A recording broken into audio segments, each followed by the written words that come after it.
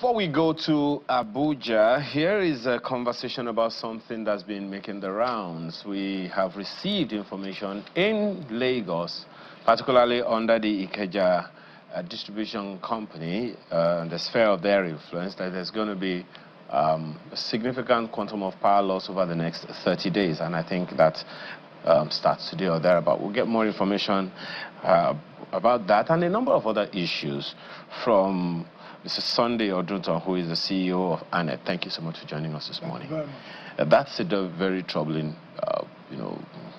issue already, isn't it? It's not troubling. It is troubling. No, it is not. Okay. There is going to be power outage for 30 days, and it is not troubling. It's not a blanket power outage. It's not a blackout.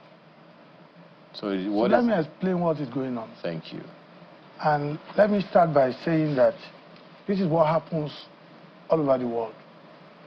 In the Western countries, UK or Europe and America, you have to do this periodic planned maintenance. Your car must be due for servicing. Your brand new Mercedes, you still have to take it to the dealership for maintenance. But if you have two cars, when you take one to the dealership, you are still going about in another car. But if you have only one car, when you go out like that, you have to make do with Okada or taxi, or you walk. In the power sector, this is the difference between what we're doing today and what happened in other climes. I'll use UK as an example because I lived there for long. If we have enough power generation in the country, we would then have extra that will just be there. Reserve is what they call it. So, for example, assuming as a country, right now we need about 30,000 megawatts. We are hovering between 5,000, 5,500. Even say we are between 5,000 and 6,000 megawatts right now. But our need is about 30,000. Assuming we have about 35,000 megawatts and we need 30,000. So that means we have reserve. So once you need to do maintenance in an area or a place or a state or some states, what you now do is you just switch to that reserve while you're doing it. So your customers or members of the public will not even be aware that something is going on. But in our case, I'm afraid it is because what we have is not enough ab initio. And now we want to switch off part of what is not enough in order to do an upgrade, in order to create a better situation for the sector. What the Transmission Company of Nigeria is trying to do, and they started yesterday, what they are doing, and which is commendable, is to ensure that they maintain this line. People call it high tension cable. That's what people know. The transmission line is what people call high tension cable. They are the transporter of electricity from the point of generation to the point of distribution. Now, without them, we cannot supply electricity to you. Without them, the producer of electricity cannot get it to the end user. Whenever they need to do this maintenance, we should do it. We have an option.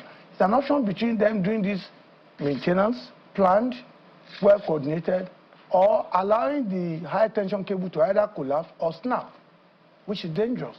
So what they are doing is from 28th of July, yesterday, until Thursday, the 21st of August, 8 a.m. to 5 p.m. daily. And that is where the question usually arises. Yes. What's the assurance that people will get the electricity supply will be restored at 5 p.m. daily? We now need to start believing in our institutions. I'm not a TCN person. I'm a spokesman for the discourse. But I can tell you for a fact that what they are trying to do, has been planned over a long period of time, and they will surely keep to exactly what it is. This is engineering work. This is not law. We lawyers, if I'm your lawyer, I can tell you, this case in court, don't worry, we should be able to get judgment in 3 weeks' time. That's not guaranteed. Engineering work, they know exactly what they need to do here, there, this is how long it will take, and this is why it is taking this long. 25 days because it is not 24 hours. If they are going to do it 24 hours, they will have done it within less than 2 weeks. But that would not be good for the economy. What they have done is to say, okay, we do our work, plug it back. It's a plug and print situation. It's not as if they don't know what they are doing. And let's give it to them. Every stakeholder in the power sector today are working together, beginning with our regulators. All these things are planned, well coordinated, and there's a lot more collaboration now than we had in 2015 September when I was here on Sunrise Daily. There was another, a similar issue, and I'm sure my colleague in Abuja, Malkwa, will want to come in on this conversation as well. Something had happened, particularly along the line of the same electricity supply in terms of metering and all of that. You know, earlier my colleague in the studio was joking about the fact that, you know, they don't have electricity and stuff. But there is a bigger issue around that of the supply of meters to people's homes. There are people right now watching us that are on estimated billing. There are people who do not have meters, who have applied under the free meter initiative, but some of those things were probably diverted and all of that. So what happens to those people now? The old meter, regime is outdated, and people can't even load electricity on their devices anymore and power their homes with it because those things don't work anymore. So what happens now? They don't have meters. Okay, thank you very much.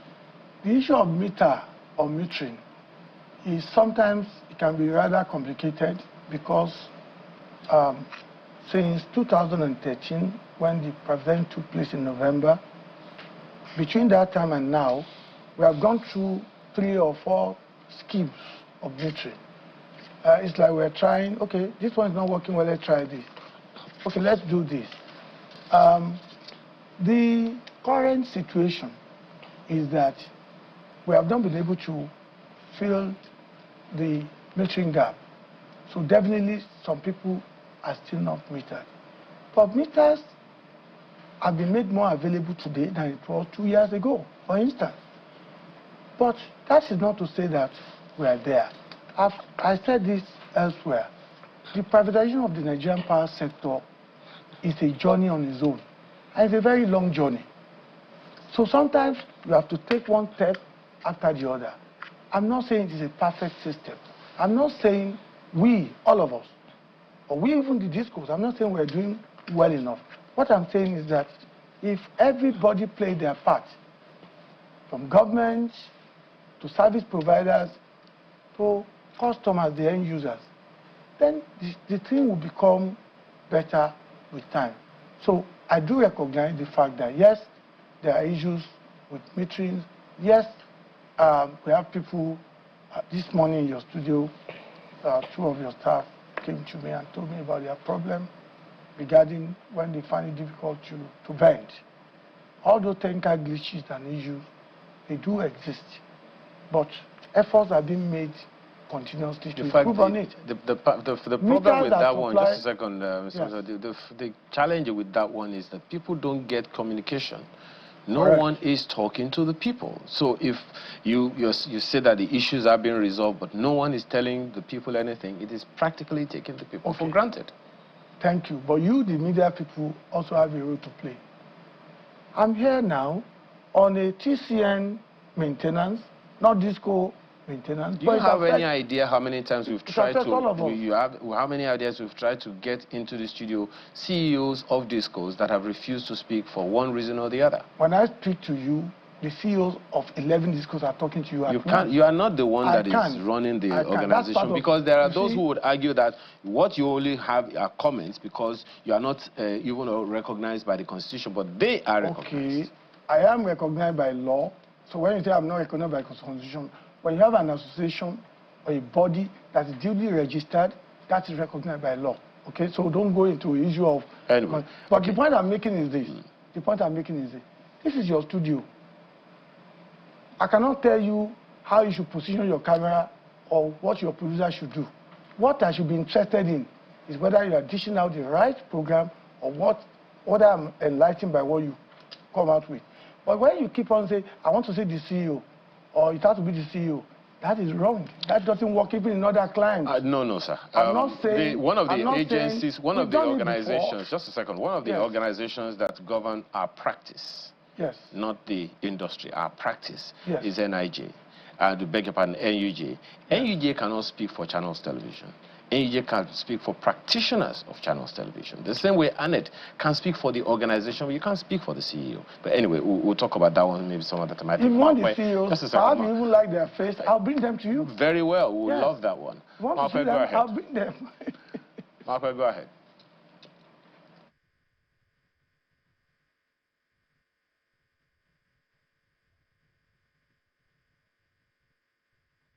Believes that Band A should be scrapped because it is exploitative.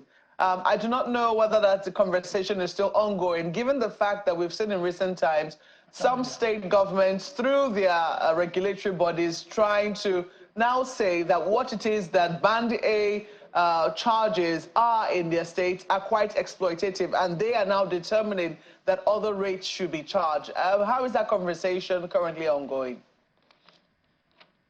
Thank you very much, Malkwe. We are talking about Enugu Electricity Regulatory Commission. The Electricity Act of 2023, as amended, is very clear. And the intention of that act is to enable states to have that independence to be able to generate, transmit, and distribute their own electricity. That will increase the quantum of electricity, the quality of service.